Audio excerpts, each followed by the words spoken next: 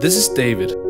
David is a Danish adult who suffers from hearing loss, and his main method of communication is therefore sign language.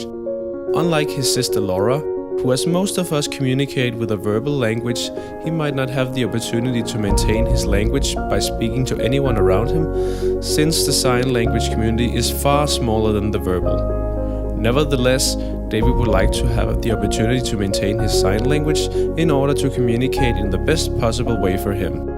Even Laura, who does not suffer from a hearing loss, uses sign language and also wants to maintain it in order to be able to communicate with her brother. According to information gathered from an interview conducted with a Danish sign language expert, the current methods for maintaining or learning sign language without assistance from a fluent sign language speaker involves practicing the signs in front of the mirror or looking up the signs in sign dictionaries or videos on the internet or in mobile applications. The flaw in this method is that individuals such as David and Laura would have to evaluate their own performance, which can be difficult if they are not very experienced with the sign. From this problem, we came up with the following problem statement.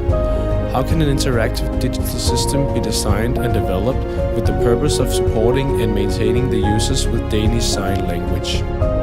As an attempt to solve the problem statement, we developed a computer program which we named Danske Tegnbank.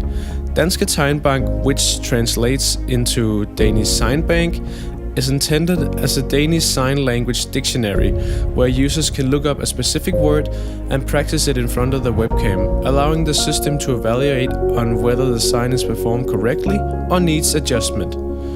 This evaluation of the sign performance is detected through the webcam as an input and processed with the visual computing involving thresholding and template matching. The response to the user when the system recognizes a sign is a progress bar which starts counting, prompting the user to hold up the sign for a few seconds until it is full, whereas it will approve the performance of the sign. The program's interface is designed in a simple, minimalistic way and allows the user to navigate through a menu with a help window, a search window, an example window, and a home screen with only 4 buttons accessible on all screens but the home screen. To test the functionalities and usability of the prototype was tested by the previously mentioned expert and an everyday user of sign language. Based on these evaluation tests, the system scored an average of 88.75 on the system usability scale and had an average success rate of 87.5%, which both are positive results.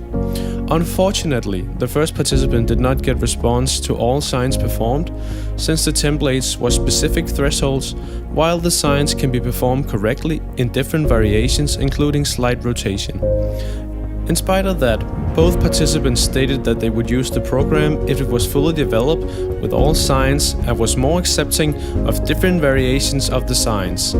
Analyzing the feedback, it could be concluded that an idea such as Danske Tegnbank could be beneficial for Danish sign language users, and a further development of the idea could potentially help David and Laura maintain their ability to communicate with each other. Thank you for watching.